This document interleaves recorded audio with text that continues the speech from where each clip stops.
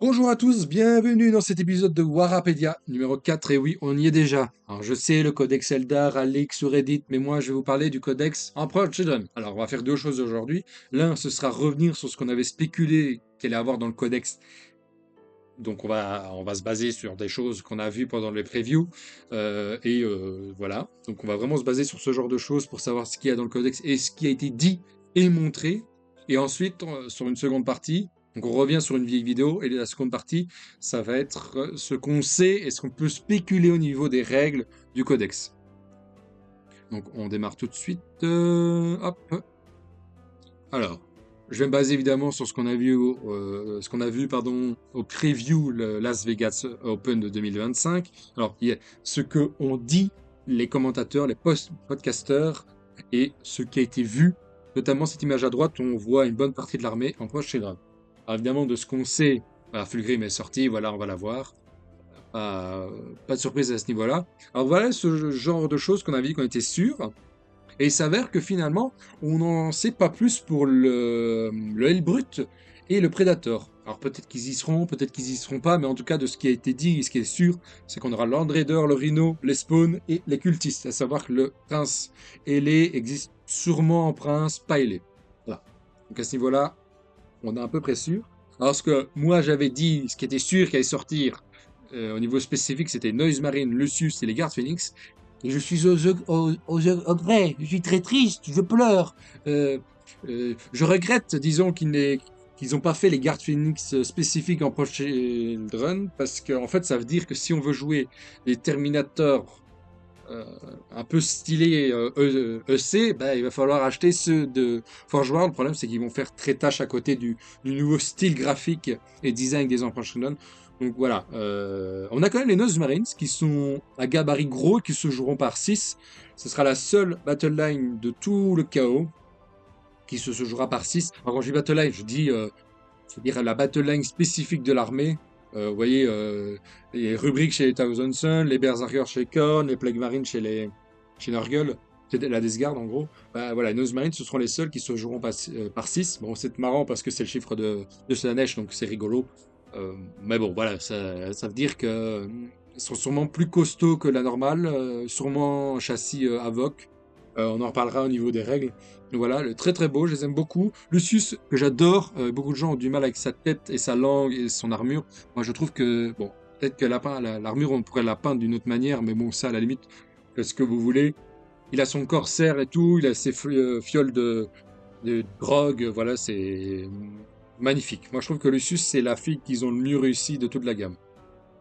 Donc pas de garde Phoenix, je suis très triste. Alors, évidemment, on avait parlé des Molfiennes, des Forgefiennes, du Eldrig et des Terminators. Eh ben, il s'avère que tout est là. Alors, ok, on voit que le Molfien, je crois que je vais appeler ça les Ferro Cerberus et Ferro Centaurus, c'est plus facile à prononcer. Voilà, si on a un kit, on a les deux. Le Eldrig, ben voilà, il est visible, donc il est là. Et évidemment, ben, on aura des Terminators génériques, au regret des Gardes Phoenix, qui est très très dommage quand même.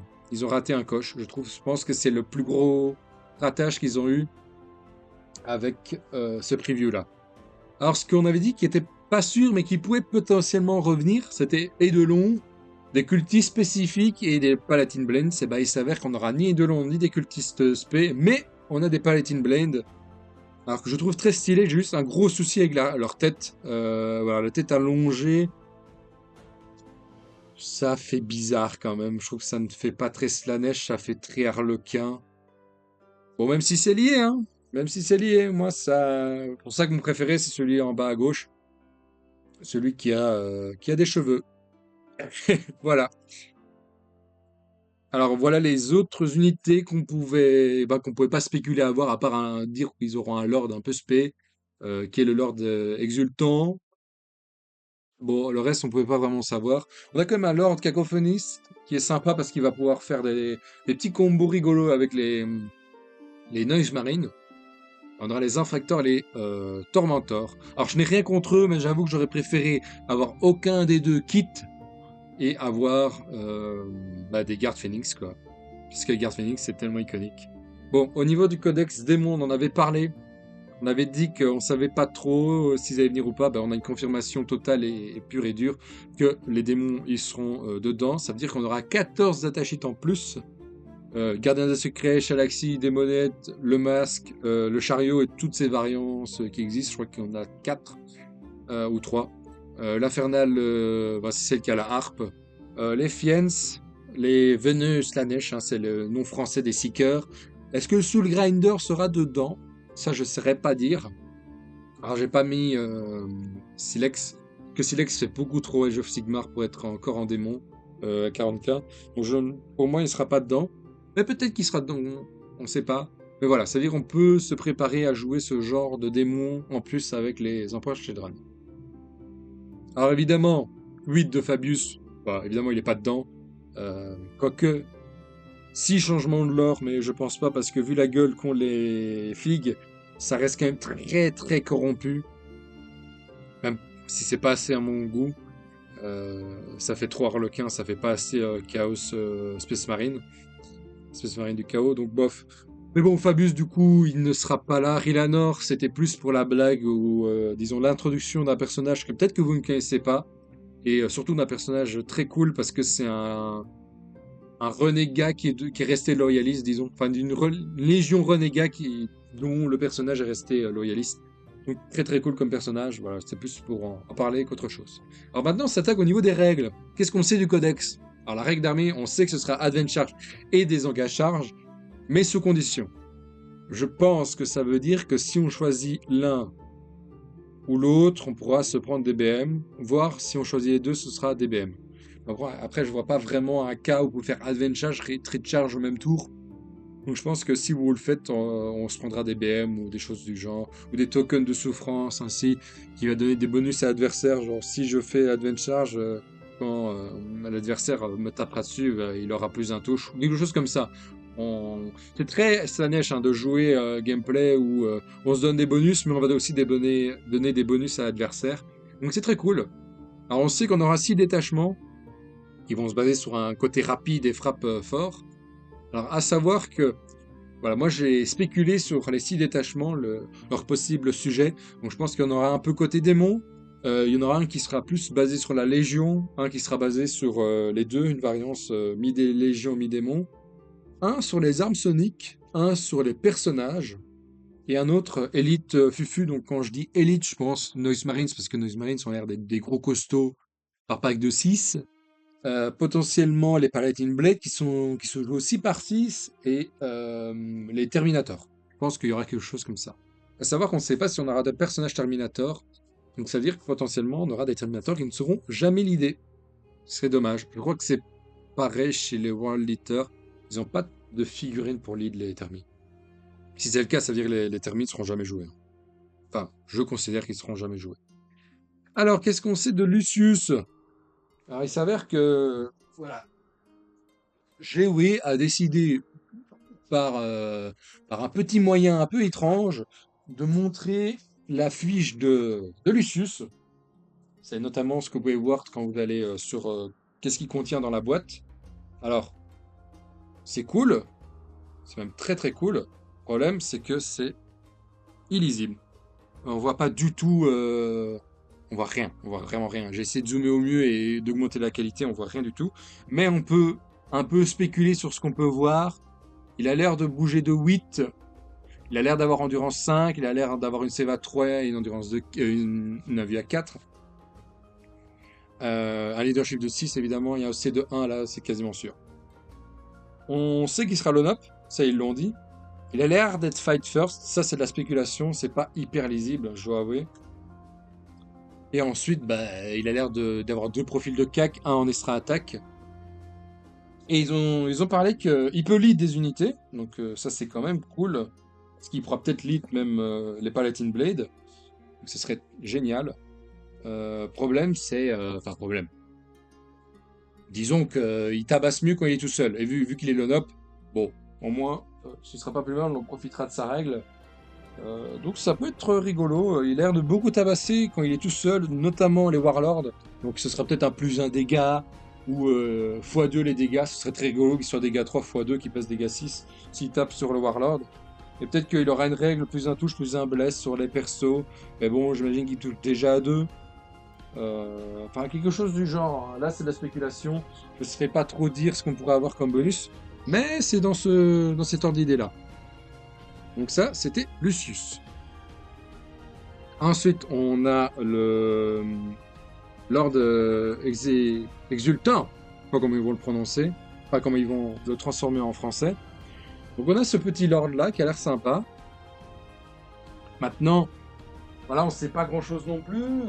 Je vous ai montré ce qu'on pouvait attendre au niveau du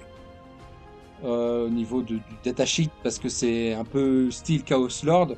Donc bouge à 6, peut-être bouge à 7 parce que c'est du Emperor Children. Endurance de 4, une sauvegarde à 3, une invue à 4, 5, voire peut-être 6 PV à voir. Lié de 6 et OC1. Alors, il a plusieurs armes disponibles, c'est ça qui est très très cool avec lui. Il a une lance Phoenix, il a pistolet plasma ou sonic, donc ça c'est sympa. Et après, il peut avoir un lasso ou une épée. Donc, bah, ils sont généreux quand même ils sont très généreux en options. Maintenant, qu'est-ce que ça donne tout ça? Parce que c'est bien beau, on en parle, mais qu'est-ce que ça fait? Ben, écoutez, ils nous ont parlé il allait sûrement avoir une règle une fois par bataille qui le booste lui. Dommage qu'il ne booste pas l'unité, mais bon, c'est ce que fait Chaos Lord déjà de base. Et il aura sûrement la règle moins 1 CP. Voilà, là, c'est de la spéculation pure et dure. On ne sait pas grand-chose du Lord Exultant. Ensuite, le Lord Cacophoniste. Alors, on sait rien du tout de son... Comment dire, de ses caractéristiques, parce que surtout, il rappelle rien à quelqu'un d'autre, à quelque chose d'autre. On ne sait pas trop ce qu'il pourrait avoir au niveau du profil. Par contre, ce qu'on sait, c'est il donnera touche plus 1 au Noise Marine. Donc, ça peut être sympa d'avoir cette arme-là en plus. Voilà, ça peut être cool. Alors, les Paladin Blade. Ils ont l'air d'être avoir le même gabarit que des... Ah, j'ai plus le nom. Ah, la possédée et les Einbont, mais j'essaie de chercher le nom en français. Je sais que c'est exalté quelque chose, mais j'ai plus le nom. Voilà, ils ont l'air d'avoir le même châssis, ils seront peut-être endurance 5, bougeront peut-être du coup à 10, quelque chose comme ça. 3 PV, je pense qu'ils seront une sauvegarde à 3 et une invue à 5. Mais vraiment le même gabarit, il faudra juste faire gaffe au niveau de l'endurance et au niveau du mouvement. Au niveau des règles, alors on sait que ils pourront taper très très fort au CAC. Ils vont se donner un méga boost. Le problème, c'est que s'ils ne tuent rien en retour, ils risquent de se tuer eux-mêmes. Enfin, je pense qu'ils meurent. Soit ils se prendront des BM, soit ce sera retirer un modèle. Bon, je pense que ce sera que BM et peut-être retirer un modèle, ce sera pas retirer des 3 modèles. Ce serait fou. À part si le bonus c'était complètement barre, genre plus un touche, plus un blesse, reroll de touche, reroll des blesses. Je pense que ce sera pas ça. Mais voilà, on peut s'attendre à avoir ce genre de profil d'armes, du coup, peut-être 6 attaques ou 5 attaques de force 9. Enfin, à voir vraiment ce que ça peut donner, mais tout ce qu'on sait, c'est que ça tabasse au cac. Alors, les Noise Marine. Bon, comment vous dire que on a une datasheet visible de la même de la même image qui provient que celle que Lucius provient. Donc bon, on sait voir pas grand chose. Ce sera sûrement un châssis Avoc, voilà, mais au lieu du mouvement 5, ce sera mouvement 6. Ce sera sûrement endurance 5. Est-ce que ça restera à 2 PV et ça montera peut-être à 3? Bon, on sait pas trop. Et puis au niveau des armes, on sait qu'il par tranche de 3, ce sera 2 Sonic Blaster et un Blastmaster. Alors le Blastmaster, peut-être que ça changera, mais voilà, on peut déjà se donner une idée. C'est soit 3 attaques force 9, PA-2, dégâts 3, ou soit 6 attaques force 6, PA-1, dégâts 1. Est-ce que ça restera dans cet ordre-là? Peut-être, peut-être pas. Mais en tout cas, voilà, ils sont beaux, ils sont jolis. On voit qu'il y a 3 profils d'armes à tir parce qu'il y a voilà, il y a les Sonic Blastmaster, il y a le pistolet Blastmaster et puis le Blastmaster lui-même. C'est le gros canon. C'est lui qui est un peu plus long, quoi. Alors, les Tourmentors, alors ils sont très cool. Pourquoi? Parce que déjà, ça bouge de 7. c'est Infiltrator, c'est Battleline, c'est OC2 et c'est Sticky Objo. Alors, eux, ils ont toutes les bonnes règles. Il peut avoir plusieurs options, genre d'avoir un plasma, des armes spé pour le chef d'unité, sûrement un fouet. Et après, sinon, c'est des petits bolter guns avec des petits couteaux. Bon, ça n'a pas l'air fifou quand même au niveau de la létalité. Par contre, au niveau règles, avoir mouvement 7 infiltrateur, OC2 et Sticky Objo, ça fait vraiment le travail, hein. C'est-à-dire vraiment, vous pouvez contrôler la map quasiment T1, T2. Tout est à vous et vous allez embêter votre adversaire. Ça sera sûrement joué par petit pack de 5. Voilà, c'est une unité d'infiltration. Alors, on a les infractors, qui sont la version des tourmentors, mais plus de cac, parce qu'ils ont tous une espèce de d'épée démoniaque. Parce qu'il y en a certaines qui ont des dents au lieu d'épée énergétique, donc à voir ce que ça peut faire. Ils ont la règle précision sur leur lame, donc c'est quand même sympa. Et eux, ils ont un mouvement scout. Donc voilà, il y en a un, ils ont les mouvements scouts, et l'autre, ils ont la règle infiltrateur. Donc ces deux unités-là sont complètement folles, c'est incroyable. Alors évidemment, Fulgrim arrive, ça on le sait, mais au niveau règles, à quoi est-ce qu'on peut s'attendre? Alors moi je spécule, je suis peut-être un fourvoyeur, je vais dans la mauvaise direction, possiblement, je ne dis pas le contraire, mais. Pourquoi j'ai mis move de 18? Parce que tous les Primarques bougent déjà, je crois, de 14, et Morty il bouge de 10. Mais Morty il a plus indendu que les autres Primarques, et ils se permettent de se donner le luxe d'avoir un film open à 5. Donc moi je me dis, écoutez, eh ben, on va retirer d'un dans du, parce qu'ils sont tous en du 11, lui il va passer en du 10, ce qui ne change pas grand-chose, je crois, au niveau des stats, pardon, parce qu'il n'y a pas beaucoup, il y a vraiment pas beaucoup d'armes force 11. C'est plus embêtant au niveau des armes force 10, mais franchement, c'est le seul cas où ça change quelque chose. Bah, après, c'est aussi le problème de toutes les armes qui vont se donner plus un en du à un endroit ou à un autre. Mais voilà, c'est pour ça que je me dis, bah, on va rajouter 4 de mouvement et il va avoir un d'endurance en moins. Alors pourquoi je pense ça? Parce que en fait, c'est certifié sur la photo, vous pouvez mesurer par vous-même, il est sur un socle de 130 mm. Donc même si vous bougez de 18, il sera pas simple à manipuler, hein. Donc je pense que, mais par contre l'advent charge sur lui, ça va être quelque chose de fifou, hein, parce que en général, si vous avez advent charge, vous avez lancé 3D, donc en moyenne vous allez faire 10, c'est à stade basse. Donc ça veut dire que tout ce qui est à 28, parce que Fulgrim est possiblement capable de faire en mouvement, tout ce qui est à 28, il va aller pouvoir le charger, donc c'est sympa. Et on sait qu'il a, comme tous les primarques, il va pouvoir donner des auras. Et une des auras, c'est qu'il donne le fight first. Et ça, c'est fou. C'est fou parce que ça veut dire vraiment, si vous jouez contre une armée de corps à corps, vous pouvez tout placer en mouvement. Et vous allez dire à l'adversaire, bah moi je suis fight first partout. Donc déjà, première séquence, en fait, c'est moi qui vais taper tout le temps, en fait. Ça va être après, ce sera séquencé, hein. Parce qu'on commence par les... Ah, c'est une bonne question, ça. Ça, il faudrait que je vérifie au niveau des règles. Si plusieurs unités adverses sont Fight Force. Non, non, parce qu'après, c'est du séquençage. C'est le séquençage qui a Fight Force. Non, non, c'est juste que ça va permettre d'empêcher, si votre adversaire charge, il y aura une séquence alternative entre qui tape ou qui ne tape pas. Et vu qu'il a un énorme socle, bon, bah 6 pouces, c'est pas mal quand même, hein. Spéculation, les autres entrées du codex. Bah voilà, j'en ai fini. C'était tout pour moi. C'était le but était regarde, parce que j'ai zappé complètement cette dernière dia, c'est pour la fermer. Voilà, c'était tout. C'était la spéculation sur ce qu'on pouvait avoir en termes d'unité. Est-ce qu'il y aura des changements ou des ajouts? Je pense notamment au Predator et au Hellbrut. Ils sont dans tous les codex. Je vois pas pourquoi ils n'y seront pas. Donc je pense qu'il y aura ces deux datasheets là en plus. Et malheureusement, les gardes Phoenix qui n'ont pas de figurines, je pense que s'il y en avait, ils les auraient montrées avant. Donc je pense qu'on a tout vu au niveau des Slanesh. Je crois que ça fait 8 datasheets différentes. Donc c'est quand même pas si mal. Parce que je crois que les Thousand Sun, ils sont à 6. Je peux vous parler entre datasheets spé avec des figurines spécialisées. Parce que les Tsangor, ça va 2 minutes, hein, c'est un peu du AOS Pimp. Et je crois qu'on est aussi à 6 au niveau des World Eaters. Attendez, je fais vite le calcul. Il y a Angron, il y a Karn, il y a Lord Infocatus et le générique. Donc ça fait 4 déjà. Les Berserk, ça fait 5. Et puis il y a les Aimbound, exalté ou pas exalté. Bon, ça fait 7. Moi, ça fait quand même un de moins. Donc il est quand même le deuxième plus chouchouté. C'est pas si mal. Je pense que j'aurais pas dit non vraiment. J'aurais vraiment pas dit non à avoir les tourmenteurs ou les.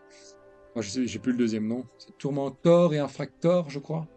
D'avoir l'une des deux datasheets en moins, voire les deux et avoir les gardes phoenix à la place. Je pense que j'aurais pas dit non. Avec des cultistes space, ça aurait été très cool. Mais bon, on sait que c'est là. Au niveau du chaos, ce sera toujours la Death Guard qui sera le chouchou de Games. Merci d'avoir regardé. N'hésitez pas à donner votre avis au niveau de la létalité, disons, ou les règles, et sur ce que vous avez pensé du preview. Ciao, ciao!